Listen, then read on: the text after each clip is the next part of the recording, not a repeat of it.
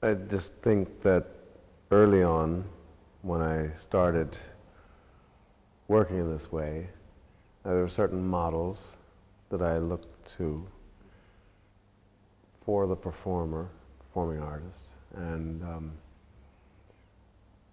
being a complete person, not just a technician or a person who, not just a technician who can execute steps or execute movements in a beautiful way, but somebody, I think, one of the models was the traditional Japanese approach to theater, and another one was in the katakali preparation, where the performer was expected to be able to act, to dance, to sing, to have a knowledge of the martial arts, to have some reference in the larger world, some way to relate that experience to what's going on in the society. Maybe it was a product of just the way my formation, because I didn't start as an actor or a dancer. I started, I used to play the piano, and because of peer pressure, I let that go and went into athletics, because I was a big kid. And subsequently went to university on a football scholarship, and for some reason I read economics. So the path I've taken hasn't been always a logical one, but somehow all the things along the path correspond in a strange way. So I went to university on a partial football scholarship and played sports, football, American football, and I did athletics, that is track and field. And when I first came to Britain, I had the opportunity to start life fresh. I had a history, in Pennsylvania, where I grew up in Philadelphia and went to the University of Pennsylvania, and it was hard to break out of that mold. In fact, at that time it was kind of limiting, and I had an inkling, what is this, that I wanted to perform, but had no way to do that. And coming here, I could start with a clean slate. I went to Edinburgh University on something that was equivalent of a Rhodes Scholarship. It was a Golothuron Scholarship from the University of Pennsylvania, because I had toured the British Isles in my third year in college, my junior year, as part of an athletics team. So I was a shot putter. I guess in my junior year, I came here and we performed at the Crystal Palace. Not performed, we competed at the Crystal Palace. And the Spartans Club in Edinburgh, and Glasgow, and in Dublin, and Oxford, Cambridge, we had to meet with them. And it was a great time to be in Britain. It was 67, 66, 67. I think it must have been 66. So I applied for this fellowship and received it, and it was a very generous fellowship, and it allowed me to start life all over again, because I knew I had gone to a certain point with all that, and I had to find the creative expression, which I dropped when I dropped the piano. Okay, so one of the first models I had then was a kind of a total theater. Of course, the living theater was around at the time, and there was this movement represented by Joseph Chaikin and Peter Brook and Grotowski that intimated a kind of a total theater approach. It wasn't not just limited to it. The actor was expected to be able to do all these other things, and that came from the traditional cultures. So one of the first exposures was Japanese culture, and just backtracking a bit, in Edinburgh, I guess I went to the Travers Theatre and joined the Drama Society, and Alec Guinness was the patron of the Drama Society, and there's a very active Drama Society at Edinburgh, just as there is, I guess, at certain other universities. And there was a lot of experimentation, and there was a lot of attention to physicalized theaters, especially the Marat Sade was very big then, Peter Weiss, Marat Sade in Genet, the Balcony. So I formed a company with my grant money, and we did physicalized productions of The Balcony and Marat Sade, and they were well received, and we did them at the Edinburgh Fringe and so forth. And at the same time I was coaching the Black Watch athletics team, you know, and doing Olympic weightlifting for Scotland and for Edinburgh University, and I was invited to be a member of the Scottish team for the Commonwealth Games of 1970. And that's, you know, I was also commuting between Edinburgh and London at the time, because you know, I was doing postgraduate work, so there's a lot of freedom to move. You know, you just did your coursework and then you did your dissertation. And when I came down to London, actually I started dance in Scotland at a place called the Theatre School of Dance and Drama, and the guy who was running the school was quite a flamboyant person, and he always talked about, you know, dancer and actor, and it's all one, it's all connected, you know. And he was a yogi, and he was friends with Lindsay Kemp and David Bowie and all those people.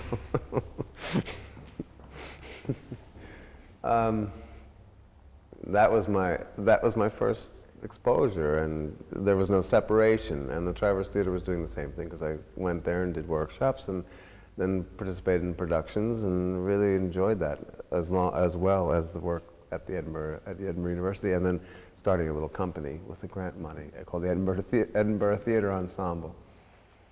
So coming to London, there was the place, and that was a very fertile time at the place that was just started a couple of years prior, and Robert Cohen, Noemi Lapson, and William Luther, and all those people, those great people were there, and there was a very open approach to combining disciplines. I guess multimedia it was called then, or cross-disciplinary. And a lot of experimentation going on, and that seemed to be the way my background, it made sense for me to go into that direction because of my mixed up background, you know.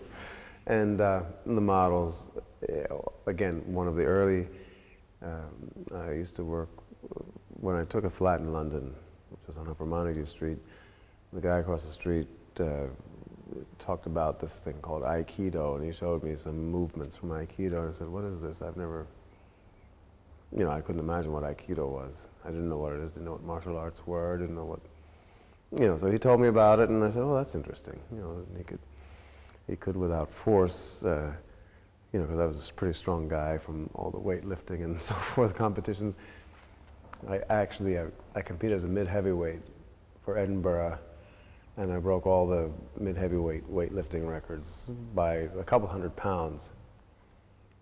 I guess it would be interesting to see if those records still stand, but I remember at the time, because that was like a religious thing for me. I would work out 3 hours a day ever since I went to high school.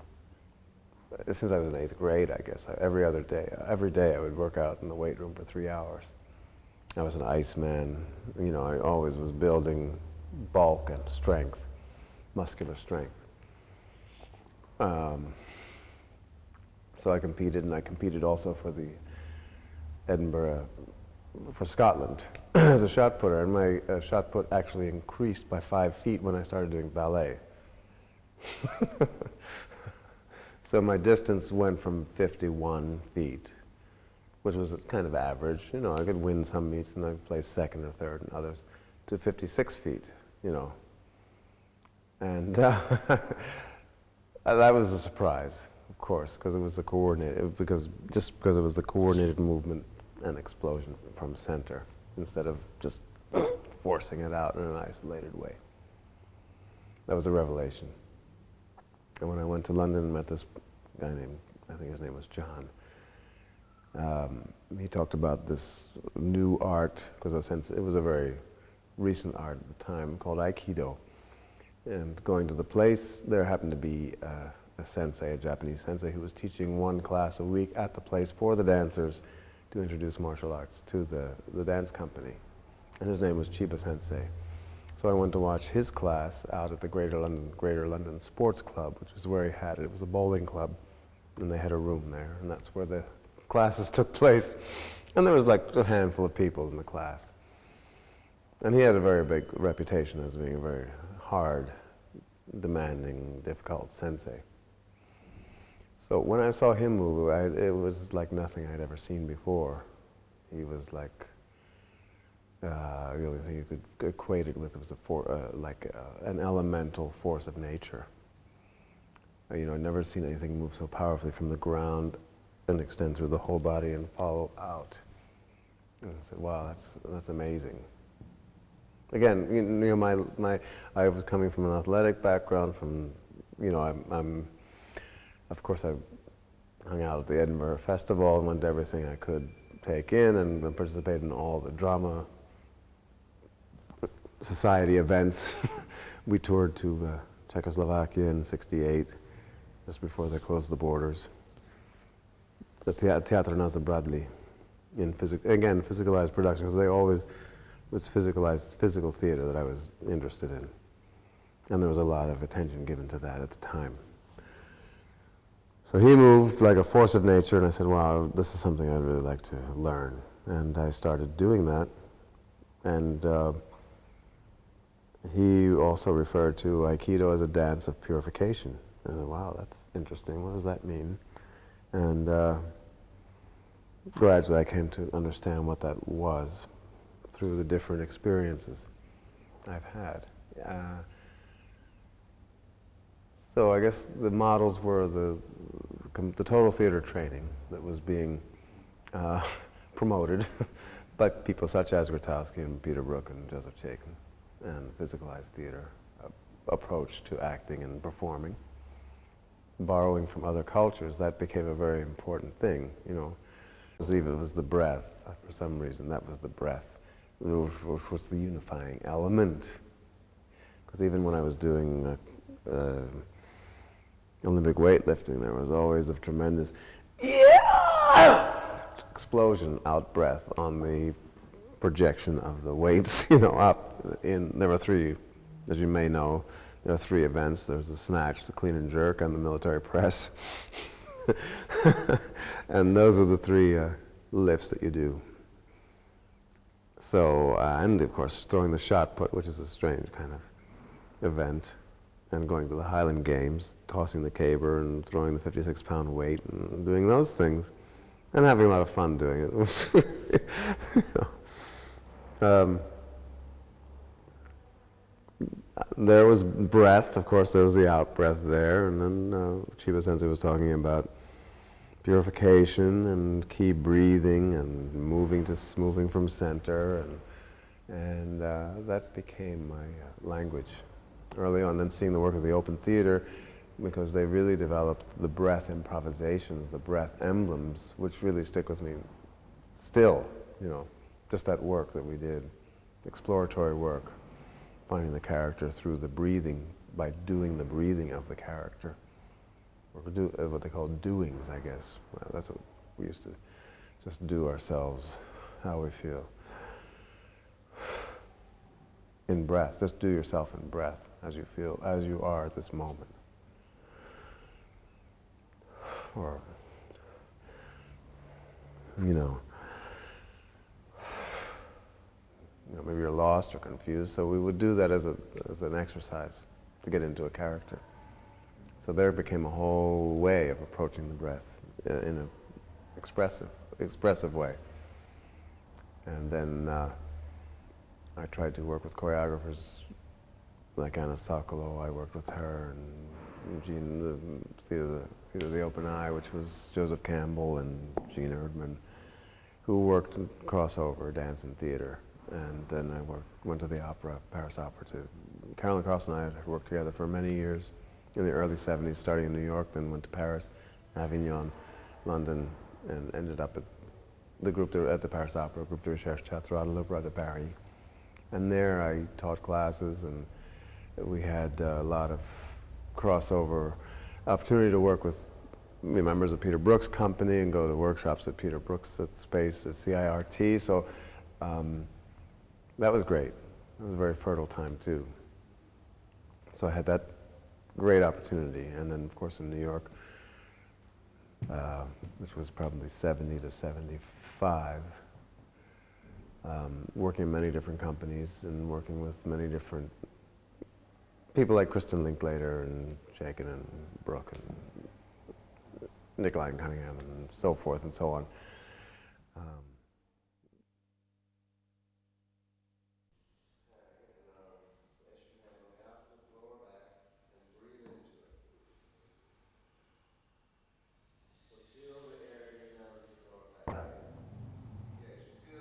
Well, a lot of attention, a lot of teachers say breathe, and they don't, that's a command that doesn't have any meaning unless you explain what that is all about. Does it mean breathe out when you're doing a pulse, or does it mean just, it's hard to understand what breathe, the command breathe means, because it's such a, it's a technology, I think. It's a low technology. It's a low tech, not high tech. It's the most basic thing you have is your breath, the life force. And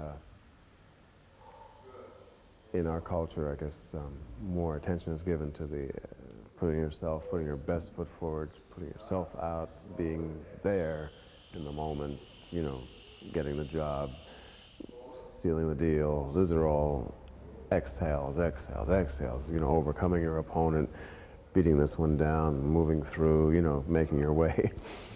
But there's little attention given to the inspiration, which is what this creativity is about. Inspire, inspire, draw new life in to transform that energy into something else. Okay, so the in-breath is extremely, well, it's vital and it's one half of the circle.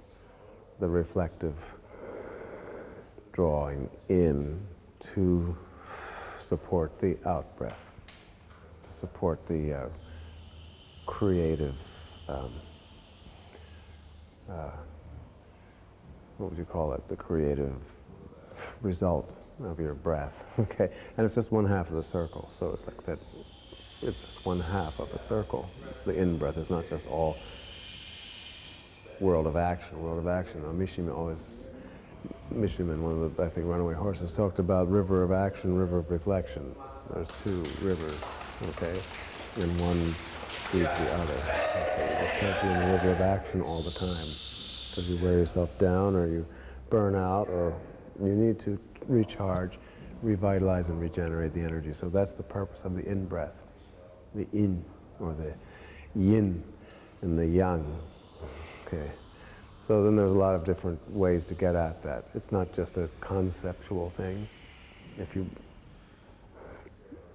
lock your chest and breathe into the chest and stick the chest out, which is an analog for fitness and an analog for being in the society, okay, you know, you want to throw the chest out. You block this possibility, this creative possibility that resides below the diaphragm. So by action of the diaphragm, press the air into the tanden, dantian or tanjun at one point, or this place below the navel. Place it, gather your power, gather your energy, let it germinate, let it grow, and then move it through the whole system for health, for well-being, for creative, expressive formation, and just for living life and living life in the moment, living life to the fullest in the moment.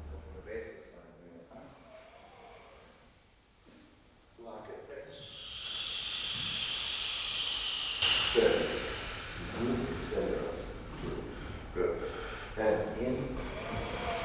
Roll on the rib cage here. Lock it in center. And exhale. Just feeling inside. Two situations. So this is referred to as ki, kai, tanda, sea of ki.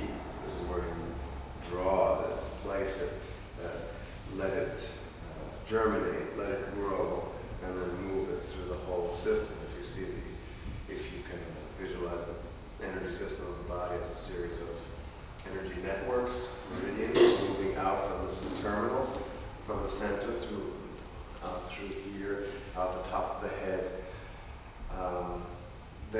there are sticking points along the way, okay? And you try to save an injury, and you pull away, you resist that, you don't go to the injury because, oh, it's painful. Say, join with that injury set and try to move in through it, move the key energy through it. There's a key, like just as there are blood vessels and arteries moving through the body, there's a this is if you get more into it, which there's a superficial diagram of the key system of the body, which is closer to the surface. Right?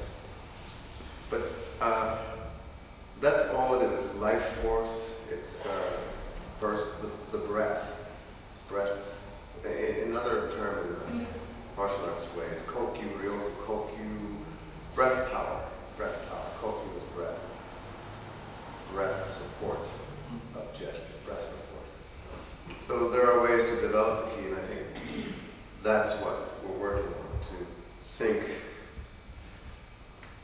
the sensation to here, sync the mind so that you get in touch with this, because you won't get in touch with it if it stays up here.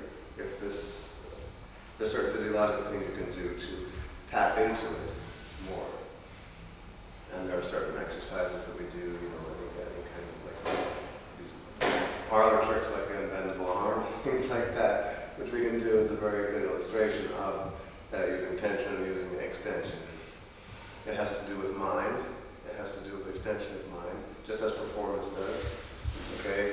You don't stop the mind, you extend out and draw the audience into your experience, right? You have to be vulnerable to a certain extent. You can't just think, take this, but you have to develop a kind of relationship with the breath.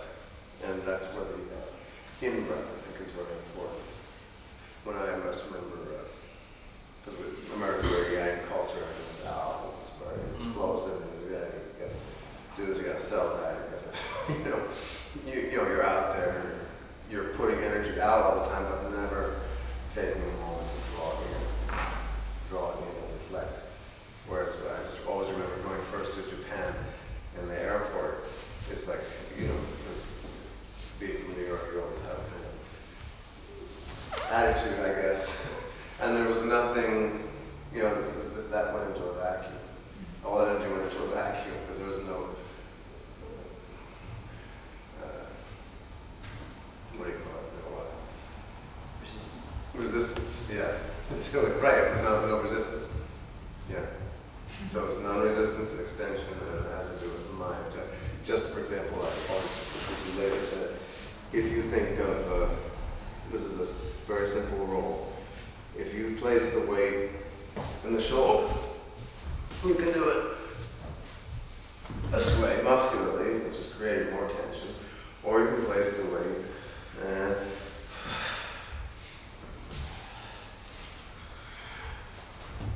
then you want to get up, but you send your mind across the room rather than hoisting yourself up. Okay, so that's to do extension with anything.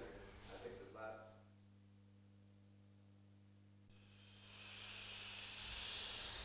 Lengthen.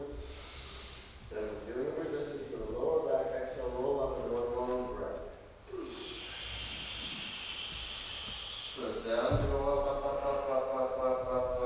into recovery, gather and extend. Cross in. Spread the key, good. Draw. Extend, draw. Shift weight in. Cut the space, like a sword, cutting center line. In. Extend, yeah, nice. In.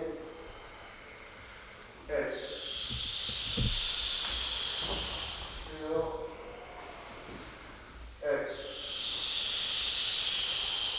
Keep continuing out. Draw. Very nice. And circle. Hit. Like here, first time. Hit. Go back. Last one. That's it. in, okay? Yeah, that's the same. Extend. So draw and center. Middle back. To the waist. Reverse. In.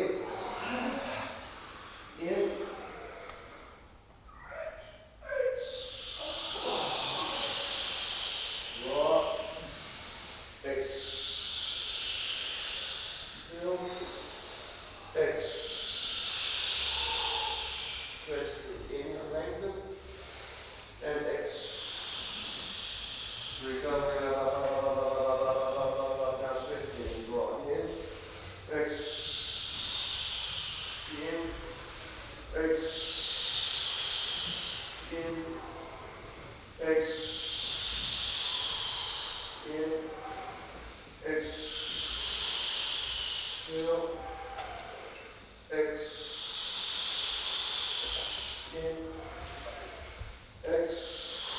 push the space away, yes, that's it, underneath.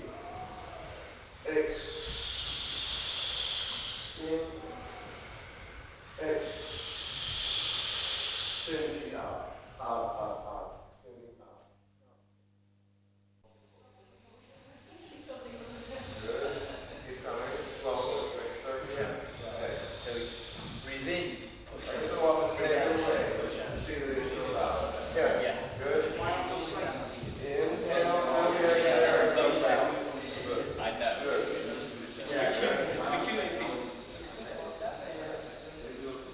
Yeah. Every so often, take it away. And even if there's a little more resistance. Sorry. This is cut the space. Stand down. Okay, like a sword. Okay, but don't overdo it. Stay, keep your balance. Vertical line. Here, breathe to the waist. Yeah. Okay. Skin. Breathe to your waist. That's it. Now feel this like you have a sword. You cut the space. You shape the space. You gesture. You cut. You push the molecule to the side and you create. You manifest the gesture. Okay. And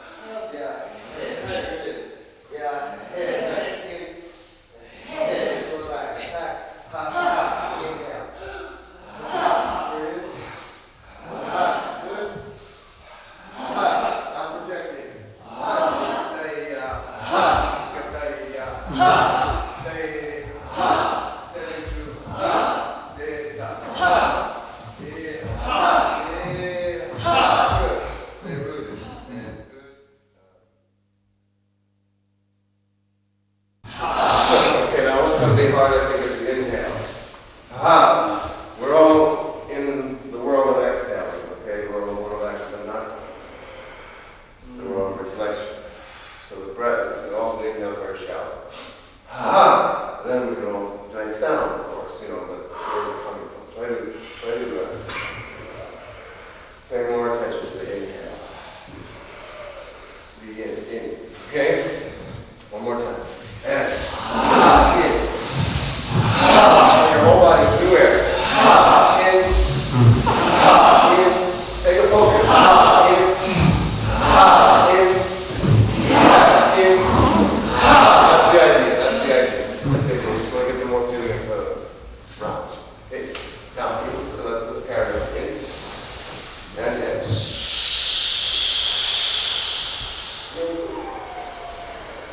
And in.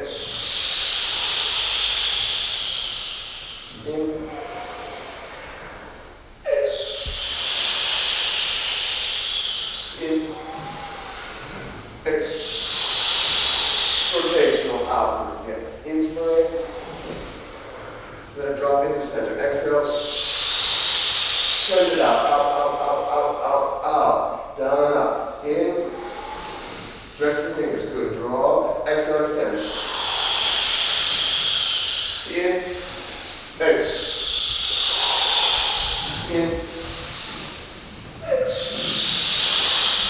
Count the space. In. In. Articulate the back. In. In. To the heart.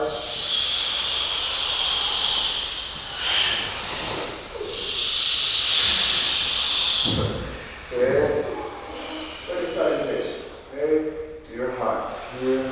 Earth. And elephant. Waves down. Okay. Find your balance. Elephant is the most, for all its bulk, this is the most balanced in the whole animal kingdom. From here. Then, steady. All directions.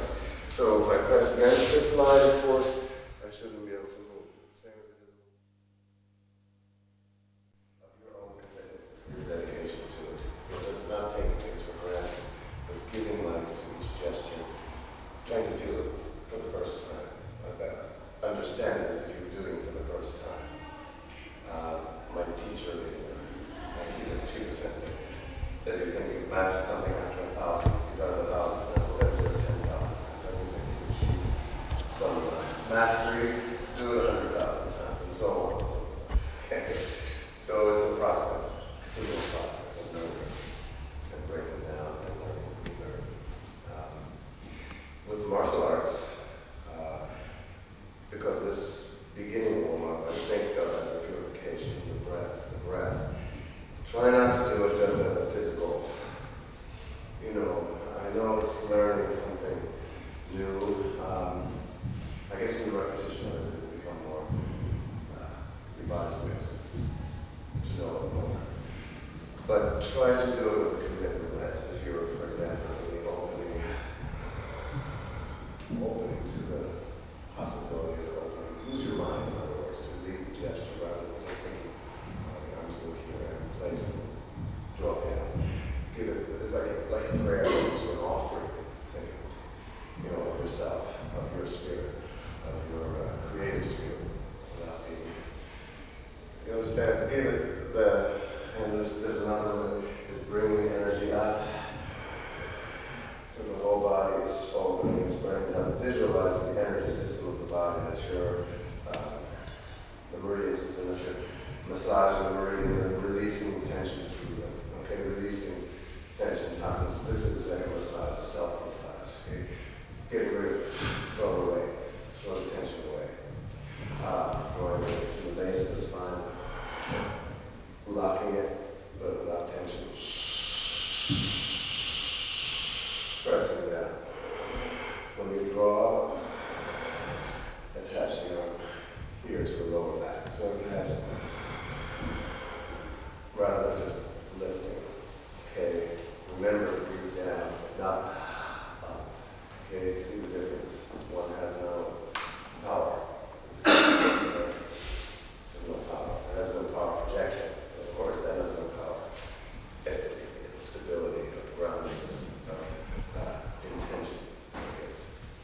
So let the intention lead the gesture, the mind lead the gesture. So that's mind body work. Instead of the other way around. So the experience is from the inside out, especially with the breathing.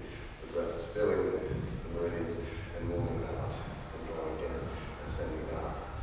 Okay. So, for example, when in sun dance, the dancers enter the circle, they salute the direction and then go into the circle.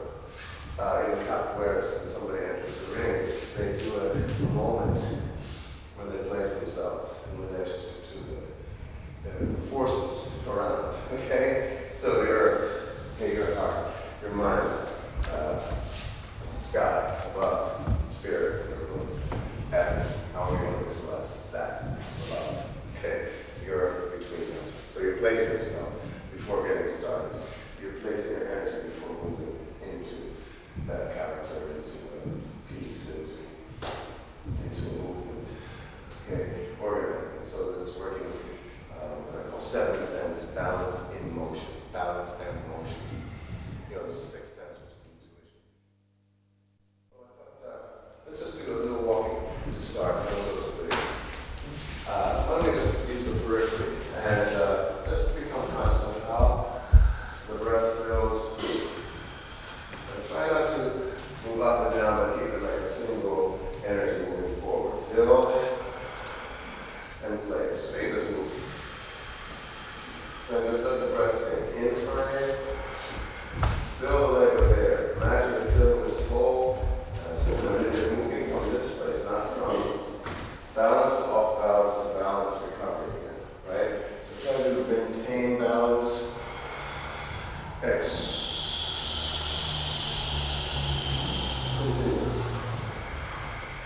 circular breathers.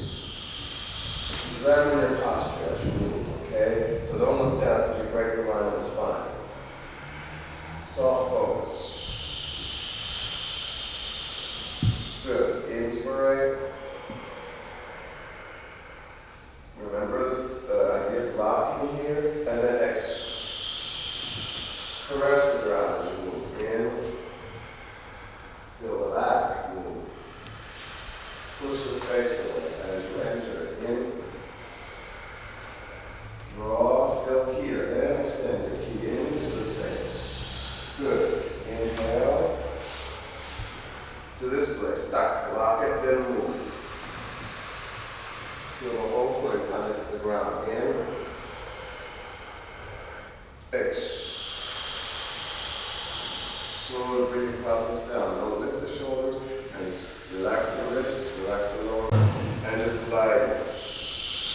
So the sensation is moving from here. So to support this glide, you have to hold your center just for a moment, okay? Don't let this go, otherwise you'll have to support it muscularly or tension. So place the tension here, then move.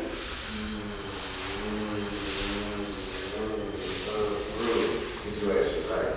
Okay? So placing awareness here, then move.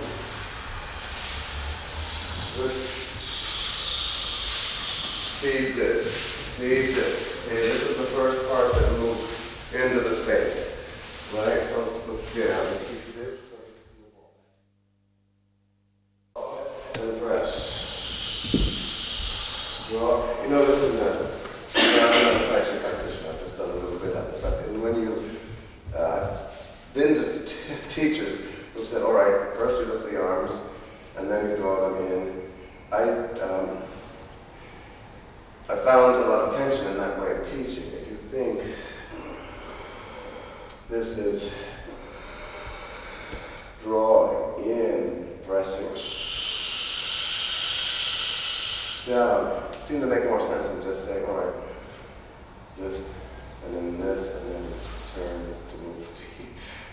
I could learn it much better. It was more me that, you know what I mean? This, when the breath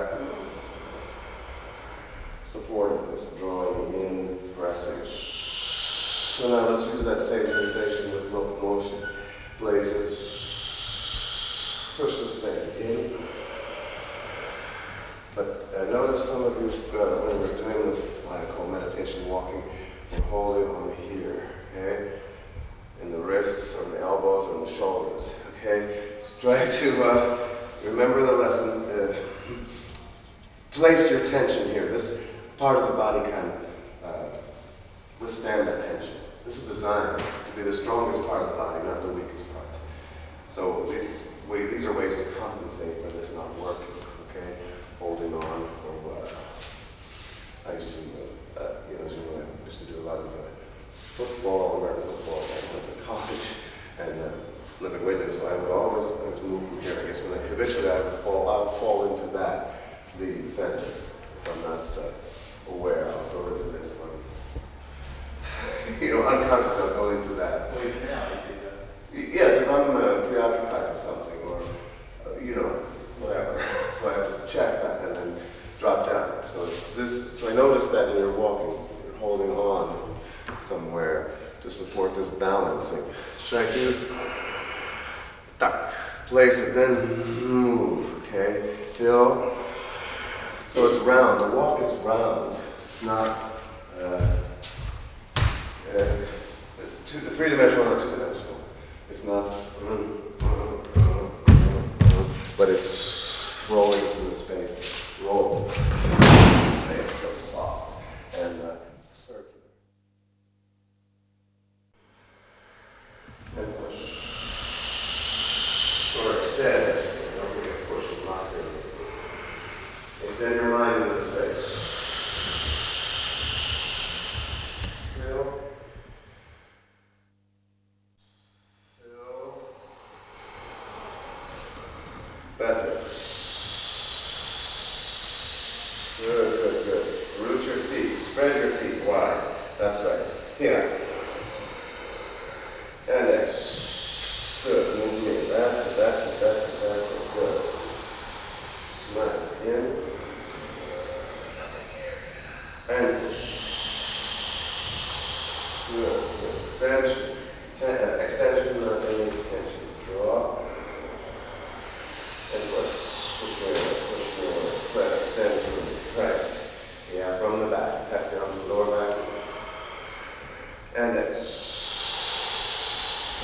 X. Right. That's it. So it's opposition.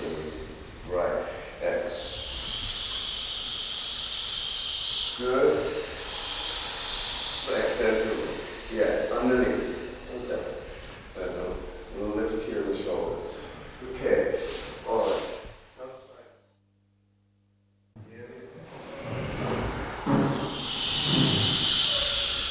In. On the inhale, widen the back. Okay. Out. In.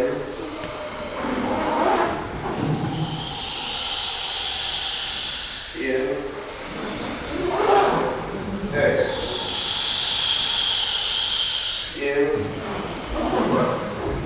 X. Seamless. In. Vertical spine. X. In. So place it. Okay. Here. Here. Still underside. And then come into alignment with your center line. Okay? This is don't be over here. Alright? Over here. Come into just find your center here. There's no triangular base. Extend. Without lifting your elbow, because then you're supporting me here. Around this. Remember we did this yesterday?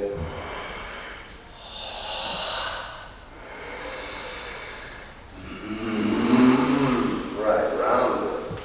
Like you're throwing a disc. This goes like this, round. X.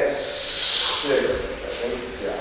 Now, if I press into this line of force like that, if I let go, you're still balanced. Yes, that's it. Good. So the weight is underside. If you push, good. Just try a partner. Good. Just take their wrist and press into them. Take a partner, press it.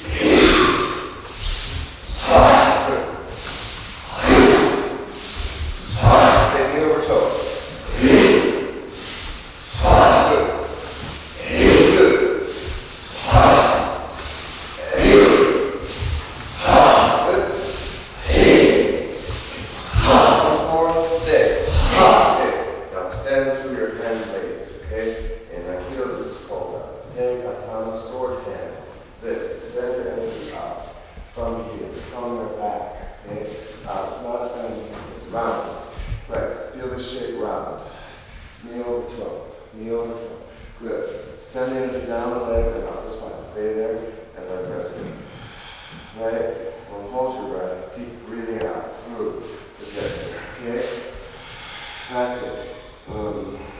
Stability. Stable base.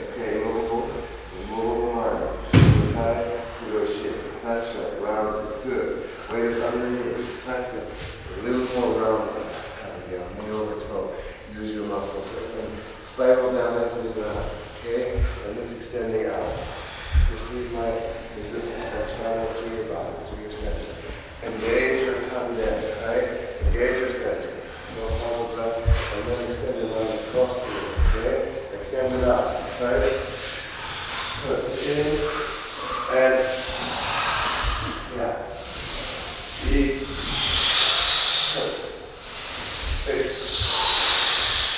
Breathe here. Widen the back, then extend. Yes. Through, all the way through. So, become aware of your center line. This is in relation to your center line. Good. Oops. Deep. Good. Don't lift the shoulder. Stay level. Quiet the hell out. In.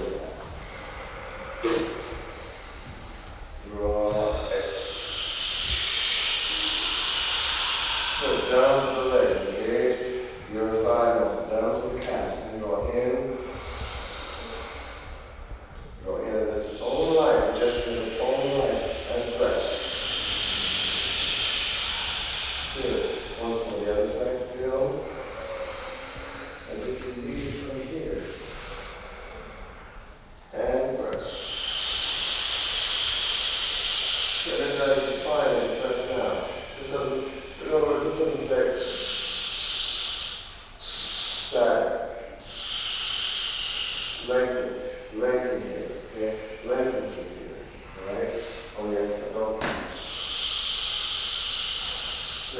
block is doing this, okay? Because even though making the sound of the breath, it's not doing anything.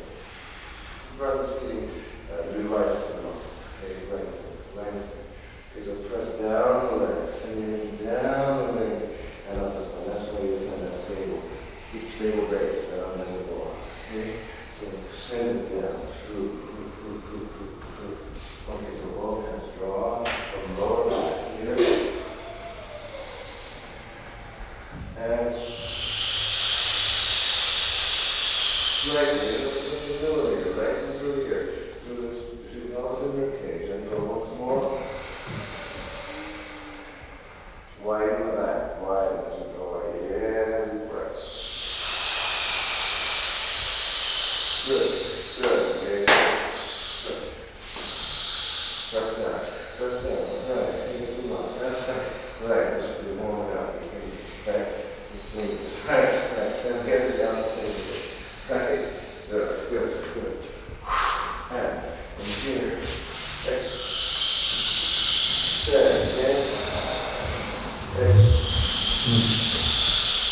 one here, again,